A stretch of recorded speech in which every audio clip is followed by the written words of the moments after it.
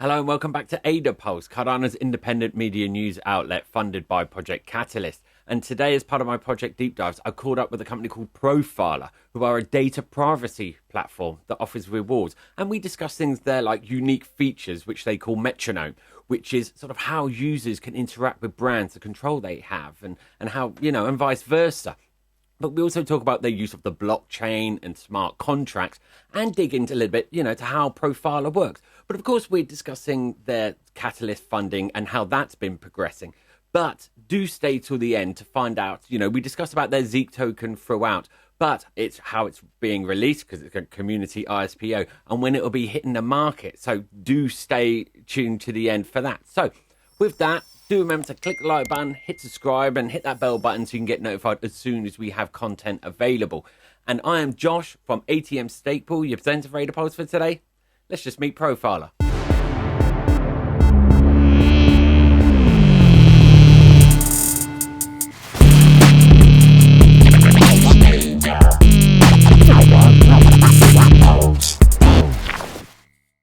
So I have the profile team here. If you guys could just go through and introduce yourself, that'd be great. Cool. I'll start. It's Sean Jensen, South African by birth, background in global telecommunications, living in Switzerland. In 2017, tried to solve for privacy and found Michiel and Luke, and we've been working on it ever since. Luke, over to you. Okay, Luke Bragg, strategy and product and research. Met Sean in 2018 and originally from the United States, but I live in Switzerland. Yeah, and hello, my name is Michiel van Rooij. I'm a technology, intellectual property, and privacy lawyer turned entrepreneur. And so since 2018, I'm working with Sean and Luke on Profila, where I do a lot of the legal things, but also partnerships and finance and everything that is not legal. Okay, great. So you guys have been on AdaPulse before, but just as a recap, can you just, in a sort of nutshell, can you describe what Profiler is and what you aim to do? Very cool. I'll take a stab at that first, and then we'll expand on quite a few things with the team. But we actually started with that mission, as I said, to solve for privacy, which is quite a big project at first. And I met Michiel when he was working at CERN in Geneva. So we actually collaborated with their privacy department on what does the future of the internet look like? What was it created for, and how do we get privacy back? And do people actually even want privacy? So after that, a year of collaboration, we developed a prototype chatbot for privacy. But then we also took another step in doing some research with the University of St. Gallen and their MBA students. And that's where the magic mix for Profila actually came out, because they shared three insights with us, if I can summarize it like that, is privacy is important, but we're all apathetic, sometimes lazy, and it's not something easy or intuitive to take care of. Number two, data are valuable. People understand that now, but they still have no idea how to monetize it effectively. And third, most importantly, they said to us, if we're going to do all of this in exchange our privacy or our data, we want stuff. Okay, we want value. And that's where we started building a platform, which I would call a mashup of Salesforce and Instagram, but only the basics out of them, but with zero surveillance and with zero nudging algorithms. So the whole mission is really to create a private new space for people to share data with other organizations or people in exchange for value. And that's the quickest I can summarize Profiler. Okay, so Profiler is integrating kind of blockchain technology to, I suppose, to kind of revolutionize the advertising, sort of the privacy and kind of user empowerment, I guess.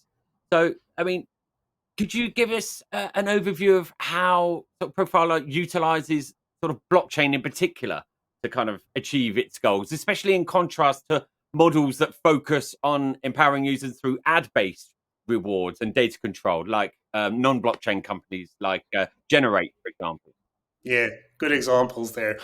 Our Web3 strategy was always focused on your data first. So we've got this theme in the company around zero party data, zero surveillance. And we want you to create a profiler of yourself, which you then consciously share. So to make that more private and more safe, we will look at digital identity. We've been working on the Atala Prism program for several years now, understanding what is the best way to implement digital ID in our use case. If you remember too, in the ad tech space, you need sub-millisecond response times. And sometimes, giving data to an ad environment cannot be done in the most safest context. But we're very fortunate. We spent a year with the University of Madrid, where we've actually designed a zero-knowledge advertising protocol, which we will be building out in the next couple of years, which will help us achieve that goal of sharing data with no data leakage to an ad industry. But on the other side, we also want people to be aware that their data is valuable, but in our context and our belief, you're not going to make millions of dollars out of the actual data. So we've got smart contracts, which are now being actually implemented on testnet. We've used Aiken as the framework, and that Most smart popular choice, contract, Aiken. it's a cool Very one, yeah. popular choice, Aiken. Oh, Doing we that a lot. experimented 2 or 3 times with Plutarch, Raw, and then we had Haskell devs, and then switched over to Rust. And so it's been quite a journey to discover, what we really need to use. But that smart contract will focus firstly on a data subscription in our world. Because in Profila, if you remember, you never sell your data. You only ever lease it for a duration and purpose to an entity. That could be, as I mentioned, a company or an individual. And this data subscription, we want an open marketplace where a brand will propose a price. If you accept that, then that's cool. Similar to Brave and the other models, you will then receive between 50 and 90% of all revenues. Profila is a transaction platform. We will take a transaction fee for facilitating the sharing of the data. People ask why 50 to 90, but depending on how valuable your profile is to that industry will depend how much you earn. So the more valuable your profile is, the better you will earn from that company. But totally up to you. And the third area we have on Web3 is around the token itself. So we've got a native Cardano token where we've got a very cool utility and rewards functionality around it. And in the platform, there will be a smart contract for allocating rewards to people for actions they take in building a profile and actually maintaining a good quality data set. So that's our core Web3 strategy. Yep. I mean, actually, yeah, there was quite a lot to unpack there. Actually, you went for quite a lot of stuff. So I can't. So I mean, you mentioned your token. To start with that, so how does your token compare as a reward? Compare with something like a real world asset, like vouchers or whatever, that sort of thing that other companies would offer. So ours is within the ecosystem at the moment. It would only be a reward of a token value to the individual based on the value of their profiler in day one. So we will determine what that is when we launch the token. So we will set a price for the market. But the way we designed the system is that brands in the future will be able to assign a token value to a reward based on the XP points or experience points, we call them, in the platform. So if you, let's say, answer surveys which are relevant to their industry, or you've updated profile information that they want updated, in the future, they can assign an extra value to the Zeke token itself for the rewards. And maybe, Luke, you also want to talk around the gamification very briefly of the token and where else we'll use it in the platform. Yeah, the token really runs through our mind with every feature we're thinking about in the future. So when we think about, the first version of Profila really is about the brands you love, and phase 2 will be about, okay, well, how do I discover new brands? How do I discover, take up a new hobby? How do I get involved in that? And the idea to actually be able to use Zeke to purchase content or all the features in the future that Zeke has to flow through it because there's value being transferred. We think we will be able to change how the influencer model happens and makes it much more robust and much more sustainable than it is now. So our mindset is that Zeke is part of every conversation about every feature we think about down the road.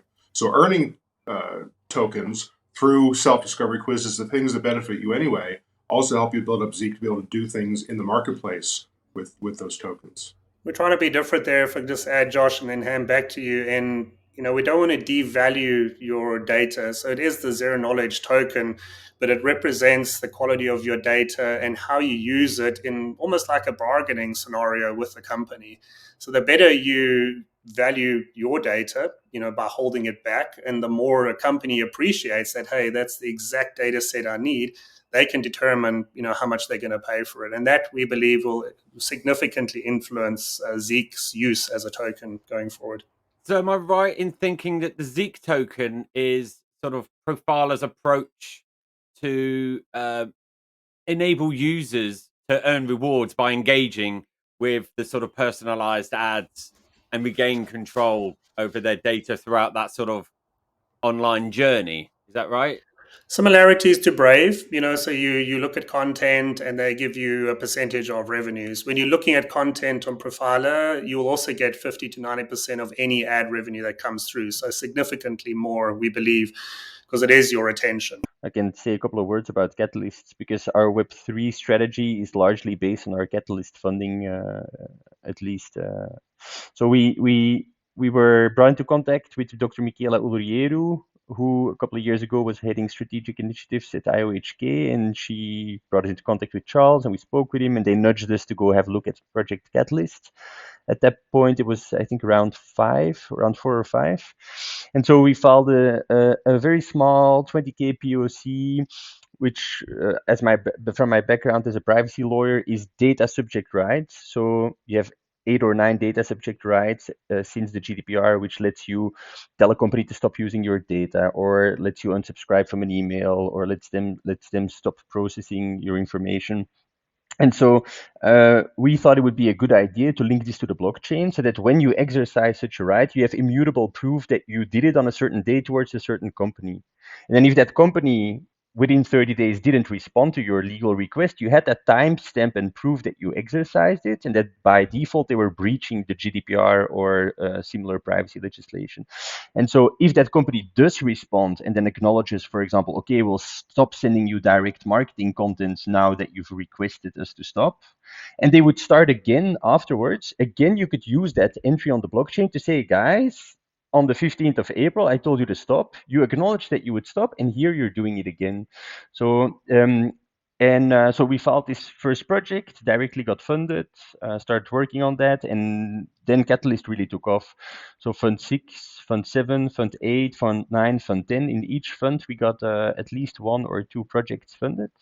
And so in total, we received funding for about 10 Catalyst projects, 2 for the privacy ledger, specifically these data subject rights, 2 for integrating Atala Prism digital identity, then 2 for integrating our Zeke token, the gamification and the smart contract rewards, and then some NFT use cases for sending content to brands, which they could then convert into NFTs. Let's say you have a cool video feedback from a brand's product, and then the brand could say, wow, that is a great video. Let me mint that into an NFT and use it towards my other customers to show how one of our customers is using my product. And so we're now at 8 of the 10 that we delivered, and just the 2 from Atala Prism we still have to submit. And so this is a bit the entire scope of all of the projects we have on Catalyst, and our Web3 POCs that we're integrating now in our platform, which is, by the way, live and testable for Zeke investors. Fantastic. I mean, actually, something that you touched on in there. I mean, your answers, guys, are so packed full of information that I need to really sort of dig into them to unpack them. Because so something you mentioned was using apart of using a blockchain, it's the transparency, like you're saying, the data breach and stuff like that. I mean, so is there other ways that Profiler uses the blockchain compared to sort of other models that where users would directly share their sort of data with the advertisers themselves? So what's the benefit of going through Profila rather than giving their data directly to advertisers? Yeah, so that touches on what we discussed with the University of Madrid. So the whole challenge with giving data to advertisers is they do it through surveillance or through third-party cookie consent, or sometimes they have first-party data. But how they use it and how they target you, is totally out of your control. And also how much content you see from them is out of your control. And I'll jump over to Luke after this quick, more technical explanation, Josh, because we've got this mentality that share as little as possible to get maximum yield back. So in the platform, first phase, you're totally anonymous to the brand. So you can connect to them and only demographics are shared so that you can still get generic information. Then as soon as you've shared by type of data, say my name or maybe my preference, then they can start targeting and fine-tuning the targeting in a one-to-one private space. So that is totally different to anything out there in the market. And Luke, maybe touch on the metronome functionality and how you've got your own preference center, because that's totally unique and it's counterintuitive to this mass advertising markets mentality. Sure. Yeah, part of our mentality is, we want to give individuals superpowers and we want to give brands insights. So on the superpower side, the idea of, okay, I can sign up for a newsletter now, I can sign up for something, and again, as Sean said, I'm not controlling the cadence, the frequency, the amounts of content or communications. So we're going to be building a feature called Metronome, which allows you either for your entire Profila or brand by brand and say, this is how many times you can contact me. This is, and actually break it down of, let's say it's Nike. I don't want any company information, but I'll give you access to me to provide 2 offers a month. And it's actually completely enforceable in the platform. So when a brand is starting a campaign in the Profila platform, they can see, okay, we've got 10,000 people on this list of men in Switzerland, but only 9,000 are going to get this offer because we've already sent too many offers to the others, or their settings are different. So that kind of brand by brand cadence, frequency of content is something that simply does not exist. And our goal is to obviously make it powerful, but then keep working with it, make it easier and easier for people to manage that, because you don't want to manage too many settings in your life. But you can actually respond instead of the modern approach where your only choice is to either keep getting emails or unsubscribe. There's always a middle ground that's probably best for everybody else. But brands don't know that because they can't measure that. They can't measure the annoyance of that third email in a week. But with Profila, you have the control over that, and the platform will enforce the preferences that you have. Okay, so that's completely unique to Profila. I've never seen anything like it before. And this is not only for advertising where you could modulate how much advertising you get, but it's just for brand communication. So if you say to one specific brand, please use Profile as a channel to send me ads, but I just want to see one a week, you could say to another brand, please use only WhatsApp, and I only want to receive one message in WhatsApp per week, or email, or normal postal messages. So you can really choose the channel. You can then choose the cadence, and because your personal data in Profile is so up to date in principle with all these gamified quizzes we make, it will be super contextual. So that's really the core idea of Profile, that all of the noise gets filtered with Metronome, and that whatever comes in is highly personalized, super contextual, and really makes you, in the commercial way, almost buy it because you knew you were going to get it, and it's super specific for you. And it's not creepy because you told them. So they're responding with marketing that's relevant for you, not based on being out in the bushes with a pair of binoculars. It's because they've said, we like your data, we'll give you money. Please tell us everything you want us to know about you, and we can use that to market you better. Yeah, but please, it's not just ads, Josh. And a point I want to get across, because I pitched this to an impact nonprofit this morning and last week to a global headset manufacturer. And we've spoken to healthcare industry. So you could see content, private content for some prescription from your doctor. And then the next thread could be highly relevant project that you're funding. So it isn't ads only. Okay, ads is obviously the market we want to help solve because that's where the surveillance problem started. But I think that's what's unique is less is definitely more. And I'll give a very quick example of this global company. They spend millions on their advertising and their CRM, but they still don't fundamentally understand who you are as Josh and your preferences. So what they like about our platform is that we only focus on what you as Josh tell them you're interested in. They don't waste money. They get a much higher return on investment for actually getting your data and then sending that one ad versus maybe 100. And that's where we think will be a big differentiator.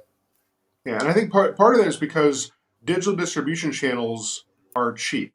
It doesn't cost any more amount of money to send that extra email. Therefore, there's no reason not to. And again, because they can't measure annoyance, brands or whoever, will send as many emails as they can because it's cheap and they can't hear the noise of saying I'm annoyed by it. So I think that has created a lot of plaque in the artery of how marketing happens now. that we all recognize. But again, there has not been a solution before this that actually addresses those things specifically. It's always like, how do we reform this broken system? We're like saying, no, there's actually a new way to doing that. There's a Profila way. That's great. Yeah, no, that's really good to hear. No, I can see. I mean, Profile obviously has a lot of potential to do other things, but I can see why advertising is probably a main focus because that would be the low hanging fruit in the industry, and that's where people are losing most of their data. People aren't necessarily losing their data from the doctor, for Correct. example, but it's all pouring out in the advertising world. And Sean, you mentioned earlier because you did mention smart contracts. Like I said in that comment, there was quite a lot to unpack. Yes. Um, so if so smart contracts play a role in the sort of, I suppose, automating agreements between sort of users and advertisers that are on your platform. How do these smart contracts enhance user privacy and accountability, especially like compared to models where users' interactions with ads that are directly linked to their rewards? If you know what I mean? Correct. And for us, the smart contract needs to create that legal relationship so that if that brand does go out of bounds and use your data, in the incorrect way, you've firstly got a legal framework. And that's where Michiel, with his crypto law and legal background, has really helped us in the design of the contract. But we've been very careful that obviously there's no personal data in that contract, so the two parties can be identified in a dispute. And part of our protocol design is when we enhance this contract is that there will still be zero data leakage. Okay, so in essence, if you only shared your nickname on the platform and a brand subscribed to you, you could still get your fair share of the revenue, but they know nothing else other than your nickname is Josh, or whatever it is, and I like music. That's it. So that, and you can't do that anywhere else at scale other than with a smart contract, and that keeps both parties honest. So that's our leading towards a new trusted environment. I don't personally like using the word trustless because a lot of people are trying to go that route. We want to stimulate a relationship because maybe they gain my trust and then I say, hey, I'm happy to share more information with you because then I know I'll get a better benefit. And that companies have never seen that before. And we've spoken to quite a few that have got amazing CRM systems if you look at how much they've spent on them, but zero value as to knowing what does Josh want today. So we see the smart contracts differentiating on that. And again, in this transparency aspect, I've recently had this experience where I bought plane tickets, and minutes after buying plane tickets via a website, I started getting commercial content from companies in the area where I'm going to fly to. And that just means I shared information on this website to buy a plane ticket. And that was specifically to get that plane ticket. And then that company is using my information, selling it to third parties. These third parties are commercially interacting with me. But if you use smart contracts for these data exchanges, it's very clear what are the terms of your relationship, and then it automatically executes. And so if I tell a company, okay, you can use it specifically for this purpose and this purpose alone, I can really enforce these contracts towards them. And I think now terms and conditions, they're not clear, it's not clearly described. And so we're really trying to give this transparency to users, and then also this control center where if then your data is being misused, you also have tools to act against that company. Hence also the privacy center we have, where you can then exercise your privacy rights and tell them, okay, this was not at all the deal under which I wanted to share my information with you. I will not use your service anymore, but I will also here now stop your use of my data in the future. Yeah. Okay. No, that's really interesting. Yeah. I mean, during my research for this interview, it was news to me. I come across this thing, advertising or ad fraud, basically. Apparently, it's quite persistent in online in the sort of advertising Yeah. online advertising ecosystem. So, I was just wondering what Profila does or how they leverage blockchain technology to mitigate ad fraud and how that approach may differ from another model where users' engagement with ads sort of directly Yeah. impacts their earnings. I'm so glad you said that, Josh. I was actually going to line you up to pitch that because our protocol design is it addresses that exact point. Look, that industry is nearing $1 trillion. Okay, it's 800 billion or something in the next couple of years. 40 to 60% of that is ad fraud. Okay, so we're talking about a massive, massive chunk of change. And these brands, they just spray and pray and they hope they get a return on investment. The design in our protocol actually, because we've got an identifier for you, which we can anonymize, and we've got an identifier for the brand, which we can anonymize, and that's the protocol's design, actually uses the blockchain to keep an audit trail of Josh said, I will see content from this company. Josh did actually look at this content. That metadata we keep while keeping you anonymous, and that is now going to be auditable on the blockchain. So that's a great part of the design that we've been working with the university on for quite a while, and how we integrate it at scale, because obviously there's a lot of speed there and the logs will come behind it. But this design, and they've stated it, will actually eliminate ad fraud. The way we're going to get adoption outside of our walled garden, because to start with, we're a walled garden in a singular web app. But we have a strategy with them to build web browser plugins and also direct integration into companies' websites.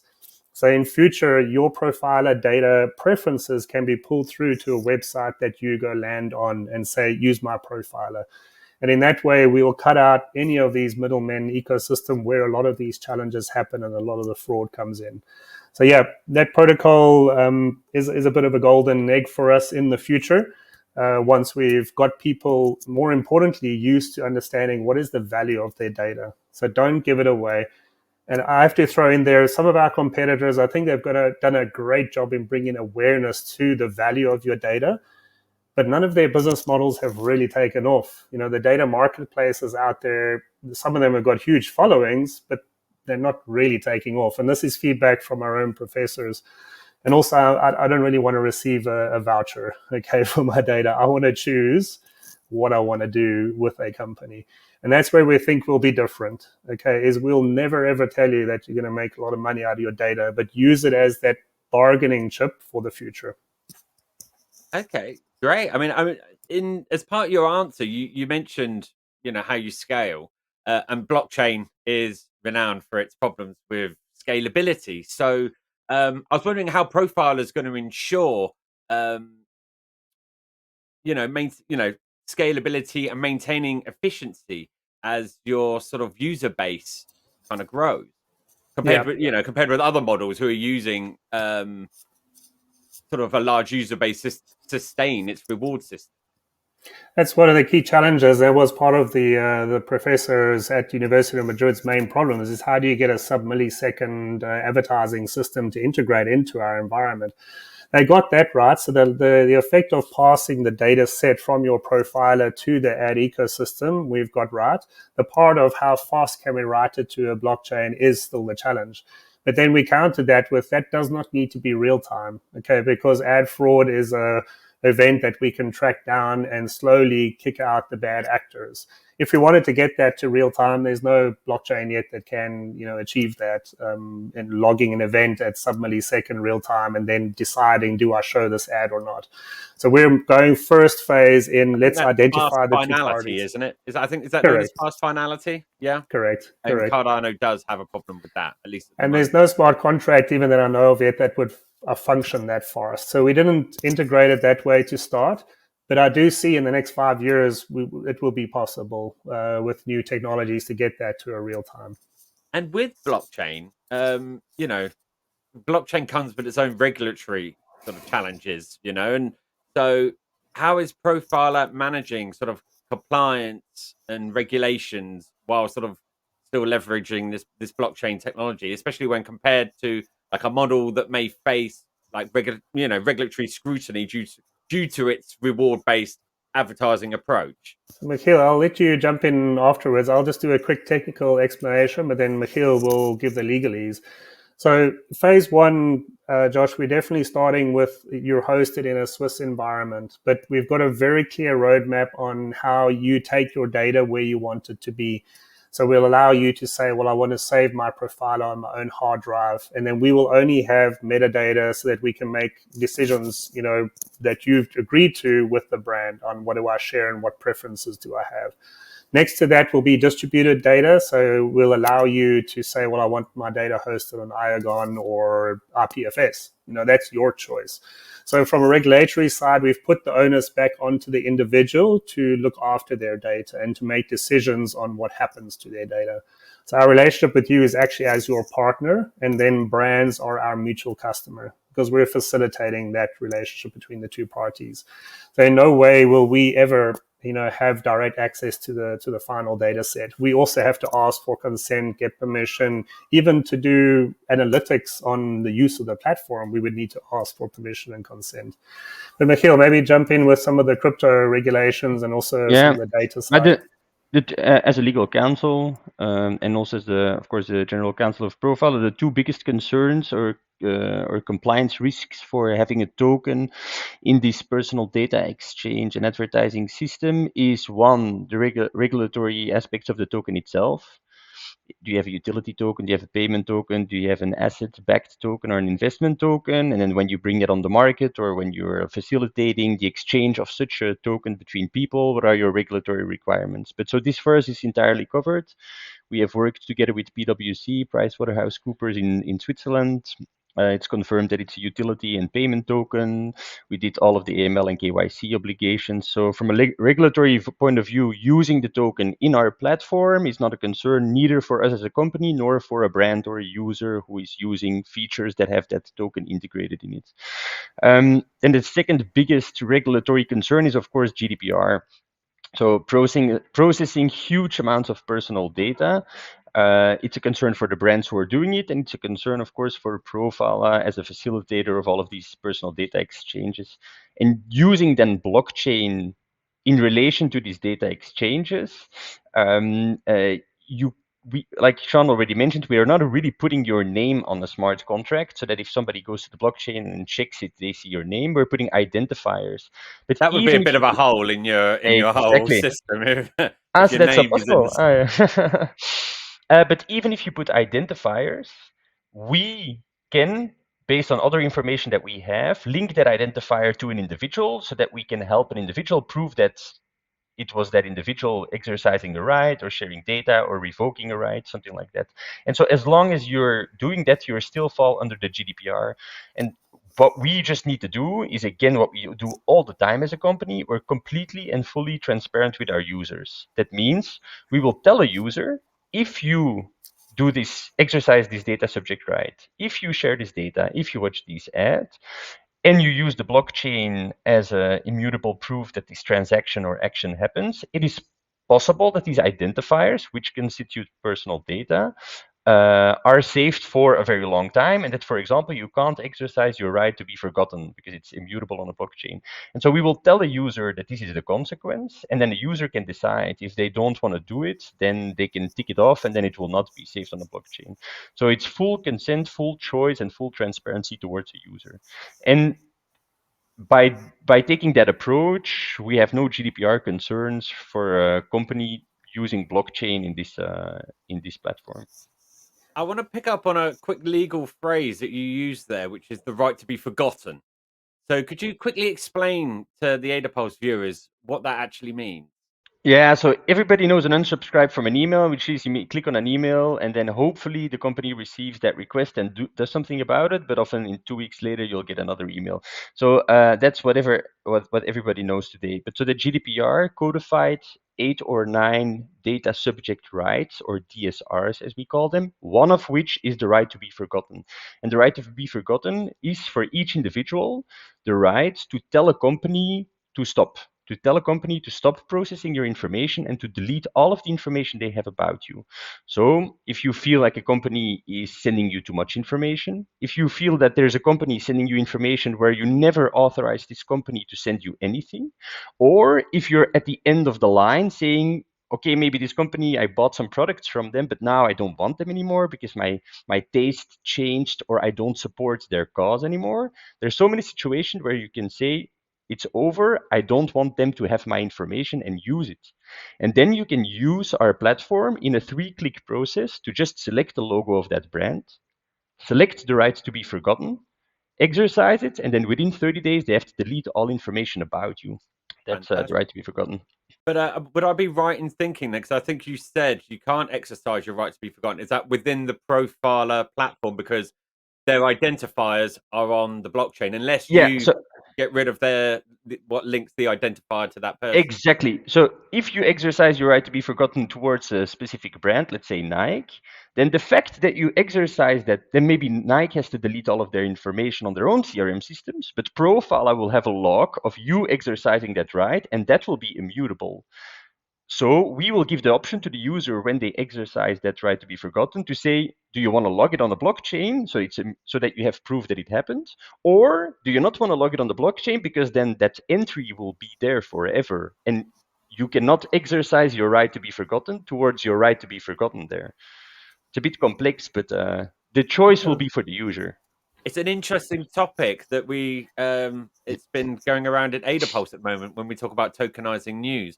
Still, people in news articles still have the right to be forgotten. So I was really interested to see how you go about that, where you can protect people in that sense from the outside world, but naturally you still need that information within your own system. But moving on from that, so that was a great answer. But Exactly. moving on, I mean, we're still talking blockchain as well. I mean, blockchain's quite complex to a lot of people. So, what is Profiler doing to sort of educate users about this technology and its implications for, in this case, online advertising? I think on that one, we've taken the approach that to teach people about blockchain is not to talk about blockchain too much because it actually confuses. And our audience base and customer base, are enterprise or the consumer.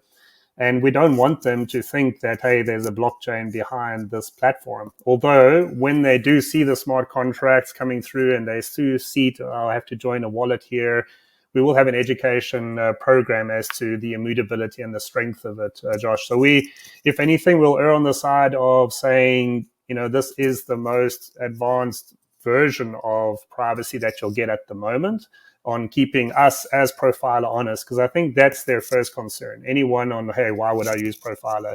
Keep ourselves honest, in check, that we can never break your decisions. That's what everyone fears on these social platforms, right? Either you get kicked out or you say something wrong and your opinions aren't respected. So as far as education, though, in our platform, we've got a privacy center where we've already got tutorials like Michiel has just popped up on your privacy rights and so on. And we will add tutorials there for people as to how exactly the smart contract works, how exactly the blockchain will secure them now and in the future with Profiler. I mean, I think that was a great answer because ultimately, we can talk about blockchain all day long. I mean, do people really need to know? If everyone does their job correctly, we don't need to know, do we? I go to an ATM machine, excuse the pun, to withdraw some cash. I know that I put my card in, put in some numbers, and then I get my money out that comes out my account and I get my card back. Correct. Do I need to know the ins and outs of what that machine is doing, how it's communicating with the bank, and thus forward? Do I need to know that? Not really. but but I was just interested to know how you were going to do it, and it's you're going to do it in a sort of by proxy. Essentially, they're just utilizing the technology rather than having to learn it to use your Correct. platform. What I would like to see from the industry, though, is some sort of certification, okay? Because, we can have a smart contract audited, but there could be somebody, we know in town. But I think the industry across all blockchain layer one ecosystems does need to get some level of certification entity where, like ISO, somebody can, like a bank, say, well, I know the ATMs have been checked and regulated, and this smart contract or this framework of using Cardano, for example, is safe and secure for me. I think we'll mature towards that, especially the DeFi side should be pushing that more than us, but it'll come. Okay. So, I mean, you mentioned other blockchains actually, Yes. which kind of leads me to my next question. So, it does Profiler sort of collaborate with other blockchain projects or engage in Yeah. the sort of broader Web3 ecosystem to enhance its own sort of platform capabilities? Definitely. Look, we fell in love with Cardano for the reasons that many people do. The culture is awesome. The research ethic was very similar to ours from the beginning. But we've always been multi-chain from an architecture point of view. And we're actually collaborating now with another chain called Partisia blockchain. They're specialists in multi-party computation. My own opinion is that's a better technology than zero-knowledge proofs. Especially from a scalability point of view. And a lot of our architecture roadmap, which I'm happy to share with the community, has several points where MPC will be used to take that extra step. Like you said earlier, is how do I really know that even Profila can't track me or use my data or find my identifier? MPC is a way of actually adding that extra layer of privacy preserving tech. So we're in a collaboration with them. Just as some interesting news, we collaborated in a consortium for a Horizon grant, which is quite hard for the EU grant system. About 4 or 5 million we wanted to raise against one of their fund projects. Partisia was in the consortium, so was Publicis in Bulgaria, big ad agency, the University of Madrid, and a development house. And the intent there was to show that we're using Cardano, we're using another blockchain for a certain capability and research entities to make sure we solve this longer term challenge of true privacy. Other than that, it will be a commercial thing for me in the future. So, Solana, as far as mass adoption of NFTs and low costs, is attractive to us because our use case for NFTs is high volume consumer generated content. So if it's a commercial decision and it does the job, I would look at that in the future, unless, Cardano or something could catch up. But the fact that, we've even gone down the midnight route with Cardano shows that there is no one size fits all blockchain. And we definitely want to be at the right place for our customers to be able to change if we need to be. And I think that it sort of comes to the heart of Cardano as well. We're all about interoperability. People talk about, companies starting off on Cardano and jumping ship to go to another chain.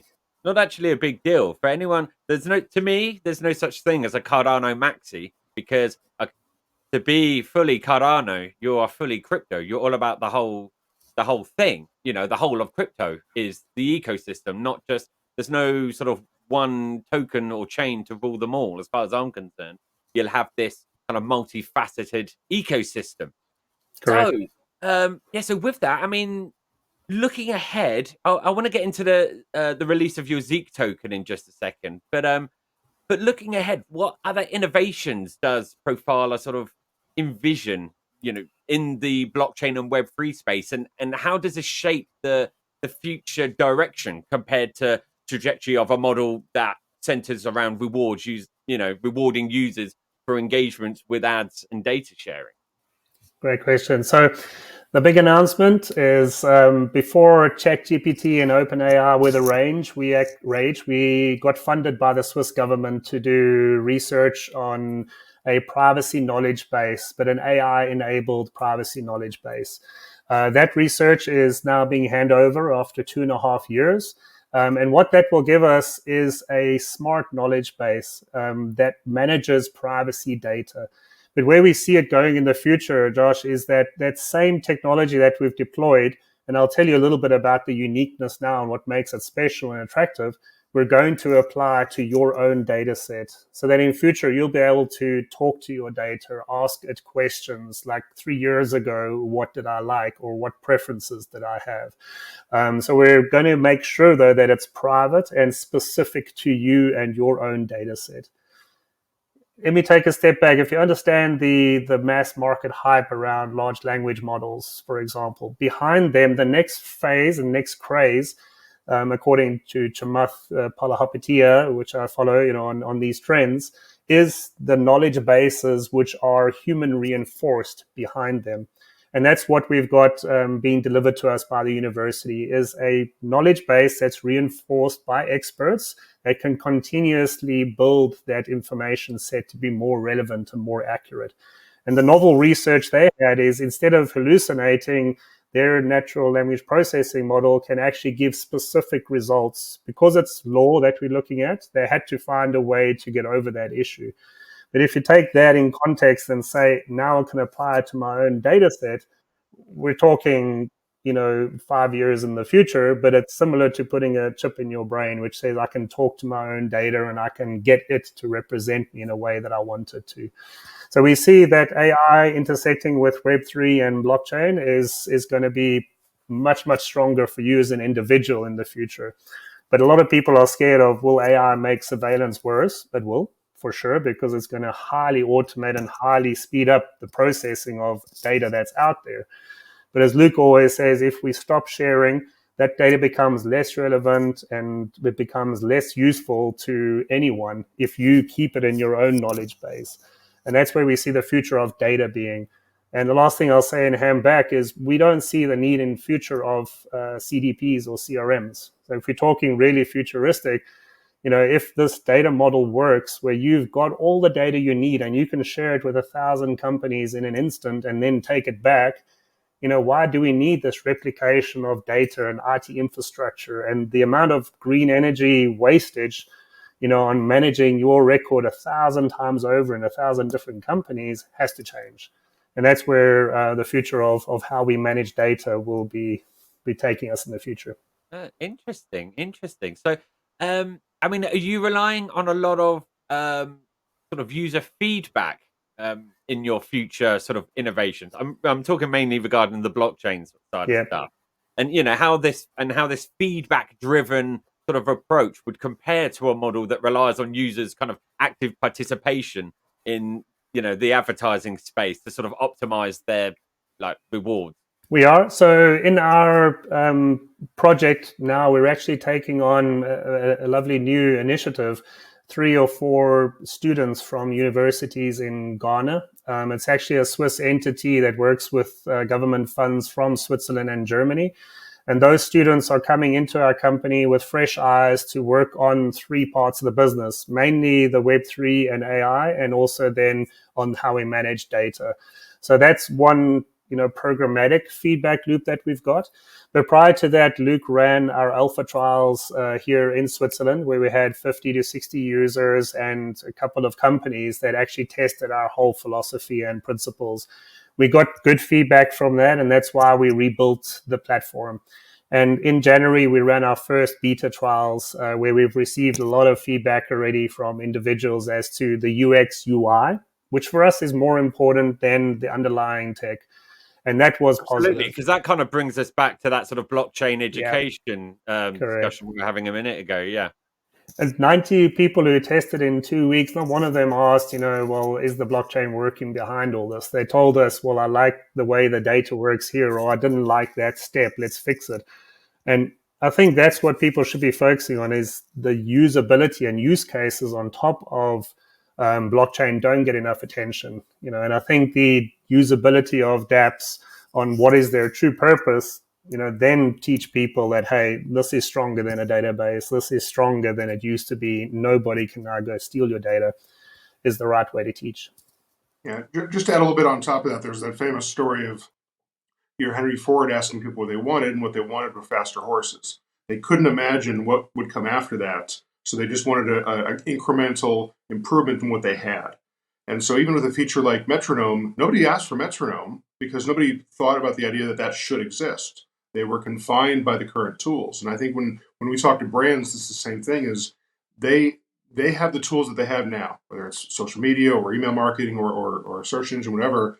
They can't think beyond there. They have difficulty thinking beyond that because they're limited by the tools. And they don't want to be frustrated all day by thinking about the things they can't do with all those tools. And we found both in conversations and also research we've done with university here is it takes some time for a marketer to answer their question. If you could know anything about your customers, what would it be? And the first response is, well, I don't know, because they're self-censoring themselves in what should be possible. Because why would you open yourself up to the frustration of knowing what you can't do with the current tool set? So part of our challenge is both responding to the things that people are telling us are important, but also saying, well, in our judgment, this is a feature that we want to have. I want to have as an individual, like Metronome, the ability to scale the content from a specific brand, and then figure out how to make it easy and powerful and easy to understand for people, So, because again, we're giving them a superpower and want them to use it the right way. So it's a balance of what we can learn from the people who use it or the conversations we have, but also things we know will make things better if we build them and then get the feedback on that, even if it's a feature nobody actually asked for. Yeah, I So mean, that's well, my job is features that nobody asked for that I know will be good once we finish them. I mean, I don't know who it was that said it, but I know it was my mum that said it to me. But necessity is the mother of invention. You know, Yep. I think a lot of the government funding that you mentioned that you're getting is probably going to add a lot of trust to your platform as well, Yeah. and I suppose in turn your token, which brings me to probably to round it off. So, um, is there anything you want to tell us about the token and it's about its release and how you're getting it out into the ecosystem? Yeah, thanks. So we've done a lot of work, obviously, with the bear market last year and understanding, what people want from the token models, and we've had a set of great advisors. But within the next quarter, we're exploring an ISPO of our own, so a stake pool, which will link to Profila though and the rewards mechanisms. So it'll be a little bit different than just a plain old, stake pool. So we want to do something unique, and that's to build the community's trust and interest in us as a project. And then probably post the summer, we're looking at launching the token on a liquidity pool with MintSwap. So we're in discussions with them now, and we like the model because it really does the best job of allocating funds towards keeping the market and the market making stable in the launch. So that will be around August time. Hard dates haven't been announced yet, but there's a couple of events in August which we think we would want to be at, like Rare Evo. The Everyone wants audience to go should, to Rare Evo. yeah, correct. I'm booking my tickets already for LA. So, but yeah, Michiel's back now. So we will put hard dates down, but ISPO first, and then token public sale on MintSwap coming soon post summer. So, for the pool operators watching, how would they, if they, like what you do, how would they get involved in the ISPO? Michiel, Oh, we you're on can't mute. hear you. A few moments later. Hello? Oh, Hello? there you There we go. We go. got you. Okay. So the question was, how does the stake pool participate in the Profila ISPO? Correct. Yeah. So last year, when we were doing some due diligence on our marketing and community activities with Dumpling and Husky, we already did an outreach to stake pool operators. We got a Google form, they filled it in, and there were about 180 stake pools interested to participate in our ISPO. So what we are going to do is we're going to recontact these 181 stake pool operators and see if their interest is still there. And we're going to post the Google form again on our Discord, Telegram, and potentially even on X, so that additional stake pool operators can register as well. Fantastic. And then in the summer, the people who have gathered their tokens, they can start trading them on MintSwap and things like that. Is that what you're saying? Yeah, so we're doing an LBE, which is called the Liquidity Bootstrapping Event. It's a kind of price discovery event where we put a percentage of our token supply available for sale during a period of 5 days. And then the Cardano community can put ADA in exchange for the Zeke, and it will then determine the price of Zeke. And so in the first month, only the LBE purchasers will be able to trade. And then after 1 month, people who received the tokens during the ISPO will also be able to connect to MintSwap and then start trading the tokens they received from the ISPO.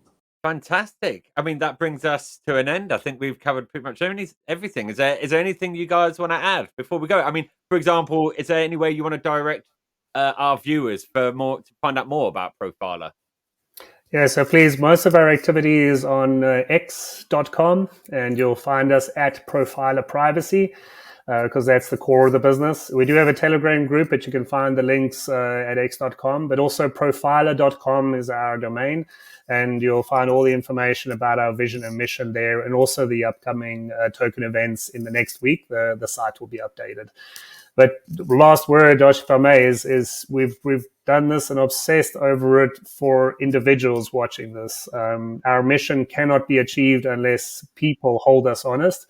and then we go to market together. So I'm very excited to get some feedback from users once they start using the app, but also reach out, connect, and we're looking forward to engaging. Great. Well, thanks for your time today, guys. And yeah, best of luck with the project. Thank you very much. Thank you, Josh. We'll see you soon. So that was Profiler. So that was great fun, that interview, but we got to learn lots about their project, and they're a really great bunch of guys. So do go to their website, check out some of the information and see more how it works, but do give them a follow on Twitter as well. And if you do like this stuff and you want to support us, please do click the like button, hit subscribe, and hit that bell button so you can get notified as soon as we've got content available. So that brings us to the end. I'm Josh from ATM Stake Pool, your presenter for AdaPulse for today, and I'll see you next time. Thank you.